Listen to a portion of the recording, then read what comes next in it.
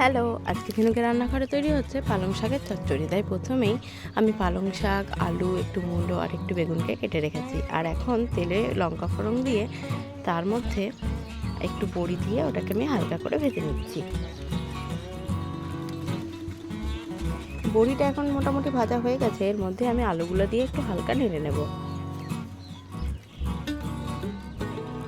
তারপর এর ওপর থেকেই পালং শাক, মূলো আর বেগুনটাকেও দিয়ে দিচ্ছি। তারপর এটাকে একটু নুন দিয়ে আমি ঢেকে রাখবো যতক্ষণ না পালং শাকটা সেদ্ধ হয়।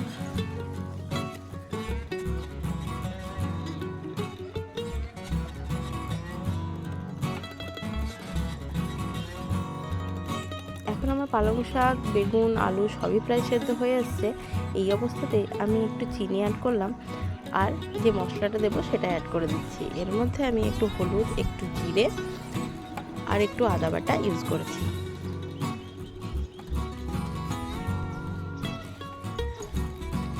এরপর এটাকে মশলার সাথে ভালো করে মিশিয়ে আমি ভালো করে সবজিটাকে কষিয়ে নেব।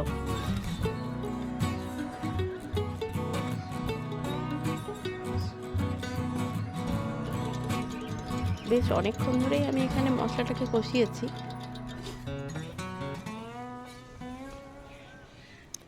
আমার এই রেসিপিগুলো আপনাদের কেমন লাগে আমাকে কিন্তু অবশ্যই কমেন্টে জানাবেন।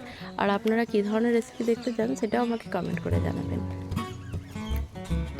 আমার এই রেসিপিগুলো ভালো লাগলে like, share, comment and subscribe করে দেবেন। এখন আমার সবজিটা প্রায় কষানো কমপ্লিট হয়ে গেছে। এই অবস্থাতে আমি খুব হালকা একটু জল দিয়ে আমি ওটাকে ঢাকা দিয়ে রাখবো।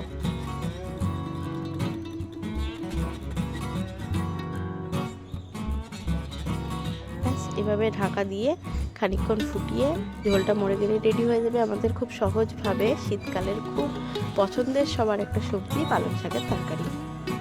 আমার এই রেসিপিটা কেমন লাগলো জানাবেন, আর ভালো লাগলে like, share, comment and subscribe করে দেবেন।